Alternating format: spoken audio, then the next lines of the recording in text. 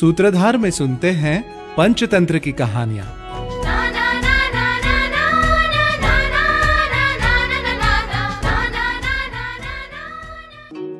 सूयं भतरम उत्सृज्य पर्जन्यम मारुतम गिरिम स्वजातिम मूषिका प्राप्ता स्वजातिर दुरतिक्रमा। अर्थात अपनी जाति का मोह छोड़ पाना आसान नहीं होता।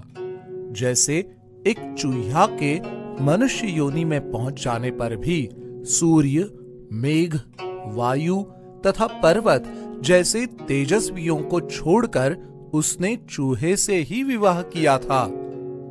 सूत्रधार में सुनते हैं पंचतंत्र की कथा मुनि और चूहिया। गंगा तट पर स्थित एक आश्रम में याज्ञवल्क्य नाम के एक मुनि रहते थे। एक दिन वो गंगा में स्नान करके आचमन करने लगे, तभी आकाश में उड़ते बाज पक्षी के पंजे से छूटी एक चूहिया उनके हाथ में आ गिरी। वो महात्मा उसे अपने घर ले आए और प्रतिदिन दूध पिलाने लगे। चूहिया को बिल्ली से डरता देखकर मुनि ने अपने तपोबल से उसे कन्या बना दिया। मुनि पत्नी भी उसे अपनी पुत्री मानकर बड़े प्यार से उसका पालन पोषण करने लगी। कन्या के युवती होने पर मुनि पत्नी ने अपने पति से उसके विवाह के संबंध में चर्चा की, तो मुनि ने कन्या से पूछा, यदि सूर्य नारायण से उसका विवाह कर दिया जाए तो उसे कोई आपत्ति तो नहीं? कन्या द्वारा सहमति मिलने पर मुनि ने सूर्यदेव का आवाहन किया और सूर्यदेव के उपस्थित होने पर उन्होंने कन्या से विवाह का प्रस्ताव रखा। इससे पहले कि सूर्यदेव कोई उत्तर देते, कन्या बोल उठी, पिताजी, ये अधिक गर्म और तेजस्वी हैं, इनसे अधिक श्रेष्ठ कोई वर बुलाइए। कन्या की बात सुनकर मुनि ने सूर्यदेव से कहा, क्या कोई आपसे भी अधिक शक्तिशाली है? सूर्यदेव बोले, मुझसे अधिक शक्तिशाली तो मेघदेव है। मुनि ने मेघदेव को बुला लिया। मेघदेव के आने पर मुनि ने कन्या की ओर देखा तो वो बोली, ये तो जड़ और काला कलुटा है। इस पर मुनि ने मेघ से अपने से अधिक श्रेष्ठ के संबंध में पूछा तो मेघदेव ने पवन देव का नाम लिया।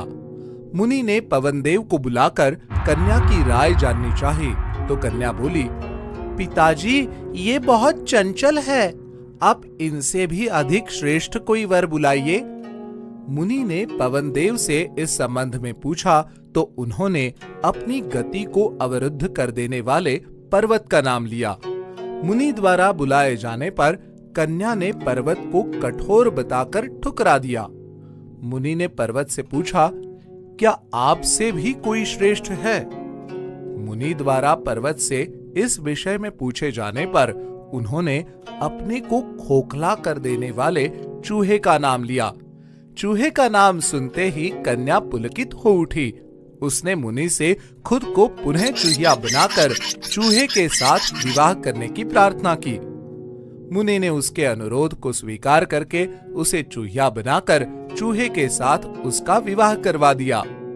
सीख, हमने कहानी में देखा कैसे एक चूहिया मनुष्य योनि में आई और विवाह करने के लिए उसने सूर्य, मेघ, वायु, पर्वत तक को मना कर दिया, पर जैसे ही चूहे की बात आई वो खुद को रोक नहीं पाई और वापस चूहिया बनकर चूहे से ही विवाह किया, क्योंकि भले ही वो इंसान बन गई हो पर अपनी चूहे जाति का मोह नहीं छोड़ पाई।